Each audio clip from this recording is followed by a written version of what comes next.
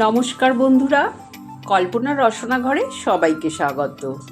আজকেও তোমাদের সাথে একটা নতুন রেসিপি নিয়ে হাজির হলাম, কাঁকরোল দিয়ে ডিম ভাজি। কাঁকরোল দিয়ে কিন্তু আমাদের বাড়িতে সেরকমভাবে কোনো তরকারি হয় না। সাধারণত কাঁকরোল আনলে আমরা ভাজাই করি। আজকে ভাবলাম একটু অন্যরকমভাবে এই ভাজাটা বানিয়ে ফেলি, যেটা ভাত রুটির সাথেও খেতে ভালো লাগবে। খুব সহজে কম সময়ে একটা সুন্দর রেসিপি তোমাদের করে দেখাবো। এই একটা ডিম দিয়েই কিন্তু আমি কাঁকরোল ভাজবো। এখানে 5টা কাঁকরোল নিয়েছি। কাঁকরোলগুলোকে প্রথমে আমি কেটে নেব, আর এইভাবে গোল গোল পিস করেই কাটবো। সব কটা কাঁকরোল কাটা হয়ে গেলে আমি ভালো করে ধুয়ে তারপরে একটা প্লেটের মধ্যে তুলে নিলাম। দেখো, সব কটা আমার কাটা হয়ে গেছে। এবার আমি এই ভাজার মধ্যে 2টো আলু দেব। আলু দিলে কিন্তু রুটির সাথে খেতে ভালো লাগবে, সেই জন্যে আমি একটা ডিম ফাটিয়ে নিয়েছি, আর 2টো মিডিয়াম সাইজের আলুও ছুলে নিয়েছি। এই আলুগুলোকে আমি গোল গোল করে কেটে নেব। যেভাবে কাঁকরোলগুলো কেটেছি সেই রকমভাবে আলুগুলোকেও কেটে নেব। আলুগুলোকে আরও একবার আমি ভালো করে ধুয়ে নেব। এবার গ্যাস অন করে আমি কড়াই বসিয়ে দিলাম, আর রান্নাটা সর্ষের তেলেই করব, তাই আমি সর্ষের তেল দিয়ে দিলাম 4 চামচ মতন। তেলটা ভালো মতন গরম হলে তবেই কিন্তু আমি কাঁকরোলগুলো দেব। কাঁকরোল দিয়ে আলুগুলোকেও কিন্তু আমি দিয়ে দেব, কারণ একসঙ্গেই কাঁকরোল আর আলু ভেজে নেব। প্রথমে 2-3 মিনিট হাই ফ্লেমে নাড়াচাড়া করে কাঁকরোল আর আলুটাকে ভাজতে হবে। তোমাদের যদি আলু দিতে ইচ্ছা না হয়, নাও দিতে পারো, শুধু কাঁকরোলই এইভাবে ডিম দিয়ে ভাজতে পারো। তারপরে আমি স্বাদ অনুযায়ী নুন দিয়ে দেব, আর হলুদ গুঁড়ো দেব 1/2 চামচ মতন। নুন আর হলুদ দিয়ে ভালো করে আমি কাঁকরোলটাকে আবারও একটু ভাজা ভাজা করে নেব।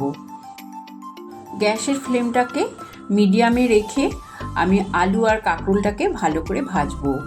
এখন আর হাই ফ্লেমে রাখবো না, কারণ রং ধরে গেছে। এবার কিন্তু হাই ফ্লেমে ভাজলে বেশি পুড়ে যাবে আর ভাজাটাও ভালো হবে না, তাই মিডিয়াম টু লো ফ্লেমে এই কাঁকরোলগুলোকে খুব ভালো করে ভেজে নেব।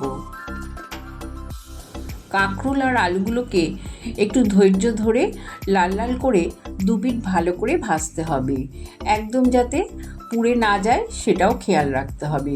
পুড়ে গেলে কিন্তু স্বাদটা একদম অন্যরকম হয়ে যাবে। কিছুক্ষণ পর এইভাবে নাড়াচাড়া করতে করতে দেখবে বেশ কালারটাও চেঞ্জ হয়ে যাবে, আর আমার ভাজাটাও হয়ে যাবে। দেখো, এবার কিন্তু খুব ভালো মতন ভাজা হয়ে গেছে। এবার আমি এগুলোকে একটা প্লেটে তুলে রেখে দেব।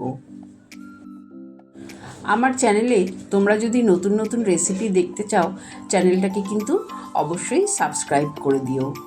আলু আর কাঁকরোল তোলা হয়ে যাওয়ার পর তেলটা তো কমে গেছে, তাই আমি এবার আরেকটু তেল দিয়ে দেব।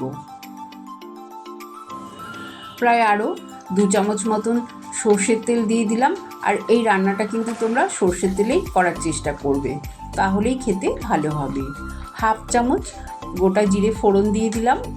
যখন ফোড়নের সুন্দর গন্ধ বেরোবে আমি দিয়ে দেব 2টো মিডিয়াম সাইজের পেঁয়াজ কুচানো। আমি আগে থেকেই কুচিয়ে রেখেছিলাম। পেঁয়াজগুলোকে লো ফ্লেমে একটু ভেজে নেব, তবে খুব বেশি ভাজার দরকার নেই। 2 মিনিট এইভাবে নাড়াচাড়া করে তারপরে আমি দিয়ে দেব 5-6টা গ্রেট করা রসুন। এই রান্নাটায় আমি আর আদার ব্যবহার করব না। রসুনটা দিয়ে দিলাম 2-3টে চেরা কাঁচা লঙ্কা। ঝালটা অবশ্য তোমরা তোমাদের পছন্দ মতন দেবে। আমি এরপরে একটু লাল লঙ্কার গুঁড়োও দেব। এবার একটু হালকা ভেজে নেব। দেখো, পেঁয়াজটা কিন্তু হালকা ভাজা হয়ে গেছে। এবার মাঝখানটা ফাঁকা করে নেব। মাঝখানটা ফাঁকা করে আমি যে ডিমটা ফাটিয়ে রেখেছিলাম সেই ডিমটা দিয়ে দেব। এবার ডিমটাকেও ভালো করে ভেজে নেব। ডিমের যেমন ভুজিয়া করে সেইভাবে আমি পেঁয়াজের সাথে ডিমটাকে খুব ভালো করে ভেজে নেব। গ্যাসের ফ্লেমটা কিন্তু লোতেই রাখবে, তারপরে ডিমটাকে ভালো করে ভেজে নিতে হবে। এবার দিয়ে দেব 1/4 চা চামচ লাল লঙ্কার গুঁড়ো, আর সামান্য হলুদ গুঁড়ো দিলাম, আর 1/2 চামচ দিলাম জিরে গুঁড়ো। আর এখন আমি স্বাদ অনুযায়ী নুন দিয়ে দেব, কারণ ভাজার সময়ও আমি নুন দিয়েছিলাম কাঁকরোল আর আলু ভাজার সময়, সেটা বুঝেই কিন্তু নুনটা দিলাম।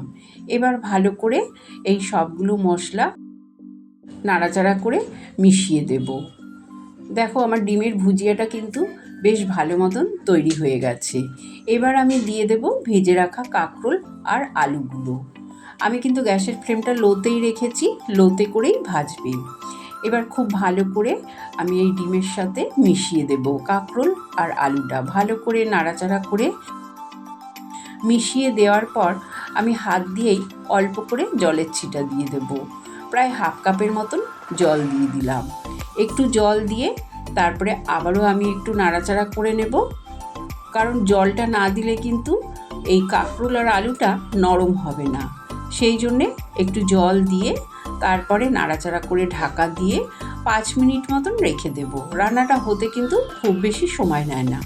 দেখো 5 মিনিট পর ঢাকনাটা খুলে দেখাচ্ছি, জলটা প্রায় টেনেই গেছে। আর এই জল দেওয়ার কারণে এগুলো একটু নরম হবে আর একটু মাখো মাখো ব্যাপার হবে। তাহলে কি হবে, ভাত রুটি এগুলোর সাথে মেখে খেতে পারবে। দেখো আমার রান্নাটা প্রায় হয়েই গেছে। সব শেষে আমি দিয়ে দিলাম 1/2 চামচ ভাজা জিরের গুঁড়ো। জিরের গুঁড়োটা তোমরা অবশ্যই দেবে। এই ভাজা জিরের গুঁড়ো দিলে কিন্তু রান্নার স্বাদটা দ্বিগুণ বেড়ে যাবে। তারপরে ভালো করে নাড়াচাড়া করে গ্যাসের ফ্লেমটা বন্ধ করে দেব। এবার আমি তোমাদের একটা প্লেটে সার্ভ করে দেখিয়ে দিচ্ছি। দেখো দেখতে কতটা লোভনীয় হয়েছে, আর এটা খেতেও কিন্তু অত্যন্ত সুস্বাদু হয়। তোমরা একবার ট্রাই করতে পারো। রেসিপি যদি ভালো লাগে চ্যানেলটাকে লাইক শেয়ার করো। সুস্থ থেকো, ভালো থেকো। ধন্যবাদ।